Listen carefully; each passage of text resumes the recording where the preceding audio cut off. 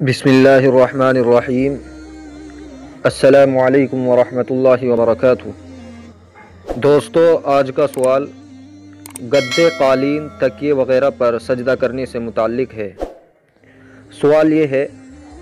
कि ऐसे गद्दों पर नमाज पढ़ना कैसा है जिसमें पेशानी गद्दे के अंदर धंसती है, तफसील से वजाहत करें। दारुल इफ्ता दारुल उलूम देवबंद की जानिब से इसका जवाब दिया गया है कि अगर गद्दा इतना मोटा है कि हालत सजदा में उस पर पेशानी और नाक ठहर जाए और ज़मीन की सख्ती महसूस कर ले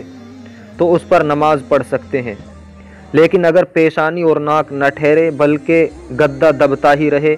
और ज़मीन का हजम महसूस न हो, ज़मीन की सख्ती महसूस न हो, तो उस पर नमाज जायज़ नहीं।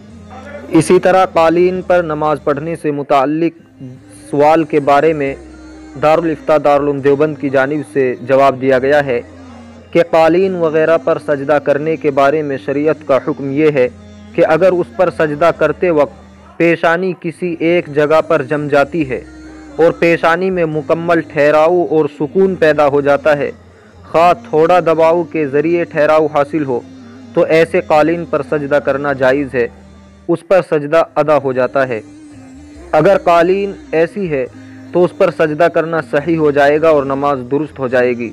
और अगर सजदा करते वक्त थोड़े दबाव के बावजूद पेशानी किसी एक जगह जमती नहीं है तो ऐसी कालीन पर सजदा अदा नहीं होगा। इसी तरह सर्दी के मौसम में फ़ोम और थर्माकोल की सफ़ों पर नमाज पढ़ने के मुताल्लिक सवाल के जवाब में दारुल इफ्ता दारुल उलूम देवबंद की जानिब से जवाब दिया गया है कि पतला फ़ोम जिस पर सजदा करने से ज़मीन की सख्ती महसूस होती हो और पेशानी ज़मीन पर टिक जाती हो, नमाज पढ़ना जायज़ है। यानी अगर वो गद्दी इतनी पतली है कि उस पर जब हम सर रखेंगे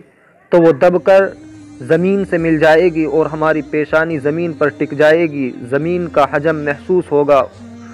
तो इस सूरत में नमाज पढ़ना जायज़ है। और अगर फ़ोम इस कदर मोटा और मुलायम हो कि पेशानी टिकने के बजाय नीचे को दबती चली जाए तो फिर नमाज उस पर न पढ़ी जाए, सजदा अदा न होगा। यानी अगर इस कदर मोटी गद्दी और फ़ोम है कि जब हम उस पर पेशानी रखेंगे तो हमारी पेशानी उसी के दरमियान लटक कर रह जाएगी, ज़मीन के जिस्म को, हजम को और उसकी सख्ती को महसूस नहीं करेगी और हमारी पेशानी ज़मीन पर नहीं टिकेगी, तो इस सूरत में उस पर सजदा अदा नहीं होगा, नमाज दुरुस्त नहीं होगी। दोस्तों, अगर वीडियो पसंद आई हो तो लाइक करें, चैनल को सब्सक्राइब करने के बाद बेल आइकन प्रेस करें और कोई राय या सवाल भी कमेंट बॉक्स में ज़रूर लिखें। चलिए कोशिश करते हैं अगली वीडियो में मिलने